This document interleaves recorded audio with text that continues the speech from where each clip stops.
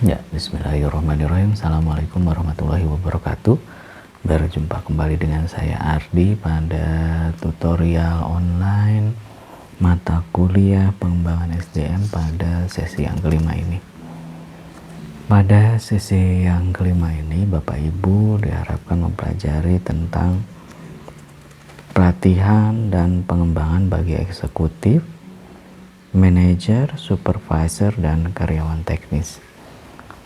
Mengapa ini seperti kok jadi banyak, padahal itu sama-sama karyawan ya. Tetapi karena ada hierarki tadi dari eksekutif, supervisor, kemudian manajer dan juga karyawan teknis, tentu akan berbeda pelatihan dan juga pengembangannya ya. Bapak Ibu, yang pertama akan diharapkan bisa mengerti tentang pelatihan itu apa. Kemudian pelatihan penyelia di organisasi, kemudian membangun dan mengembangkan tim, kemudian metode pelatihan karyawan operasional, dan juga program pengembangan manajer. Selanjutnya Bapak Ibu juga akan mempelajari tentang pengembangan kepemimpinan organisasi, dan yang terakhir kiat mengembangkan manajer dan eksekutif menjadi pemimpin melalui pemberian pengalaman. Nah ini ya, dalam kearifan lokal ada istilah didikan dan ajaran. Nah, apakah berbeda didikan dan ajaran ini? Tentu saja berbeda. Berbedanya di apa? Di sasarannya. Begitu juga pelatihan. Nah, pelatihan ini lebih ke pengajaran tadi, ajaran. Jadi ajaran di alaman. Kalau orang Sunda bilang ajaran itu alamin. Selain itu juga diajarkan juga. Nah, kalau pendidikan bagaimana? Kalau pendidikan lebih ke pola pikir, pengetahuan, dan lain sebagainya. Jadi kalau pelatihan lebih banyak kepada praktik dan juga pengalaman ya. Akhirnya akan berbeda kepada tiap jabatan-jabatan yang ada di perusahaan atau di organisasi. Pelatihan ke karyawan teknis tentu akan berbeda, karena karyawan teknis diperlukan pembelajaran atau pelatihan yang benar-benar sesuai dengan apa yang dia kerjakan saat itu. Misalnya pelatihan tentang menggunting bahan, dia sebagai pemotong bahan atau dia sebagai tukang jahit bahan, maka dia akan diberikan pelatihan tentang hal tersebut.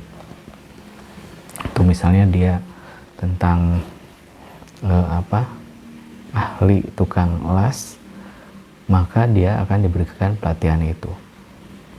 Seperti yang sederhana, tapi kalau misalnya kita perhatikan untuk skill-skill tersebut itu perlu pelatihan-pelatihan khusus. Makanya nanti ada certified, ada sertifikasi untuk keahlian-keahlian tersebut, terutama yang teknis-teknis tadi, karena ini merupakan pekerjaan yang penting, sehingga meskipun di paling bawah tapi itu perannya sangat vital.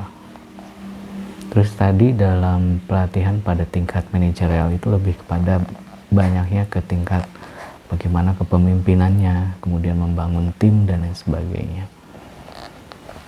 Nah, di awal kita pernah menyampaikan bahwa manusia itu ada 3 aspek. Pertama hatinya, kemudian jiwanya, kemudian akal pikirnya. Nah, ini adalah salah satu dalam pelatihan ini juga. Tentu selain tadi geraknya atau skillnya, tentu harus ditambahkan juga dengan hati dan juga pikirannya. Nah, itulah nanti ada kenapa ada pendidikan juga ya, pelatihan, pengembangan, dan juga pendidikan. Kembali lagi saya ingatkan Bapak Ibu untuk mengerjakan soal diskusi dan juga tugas itu dengan menggunakan sumber yang jelas, kemudian utamakan dari UT, kemudian boleh ditambahkan dari internet ataupun sumber-sumber yang lain. Dan yang lebih penting adalah mengelaborasi. Mengelaborasi itu adalah Bapak Ibu membahasakan kembali, mengembangkan apa yang disebutkan dalam teori, dalam modul, dalam sumber itu dengan bahasa Bapak Ibu sendiri, kemudian memberikan contoh-contoh yang nyata pada konteks-konteks teori-teori tersebut. Karena di pengembangan dari atau elaborasi Bapak Ibu dalam menjawab inilah yang akan membedakan bobot dari nilai Bapak Ibu dalam menjawab soal tersebut. Ya, hindari plagiarisme. Terima kasih. Wassalamualaikum warahmatullahi wabarakatuh. Salam sejahtera untuk kita semua.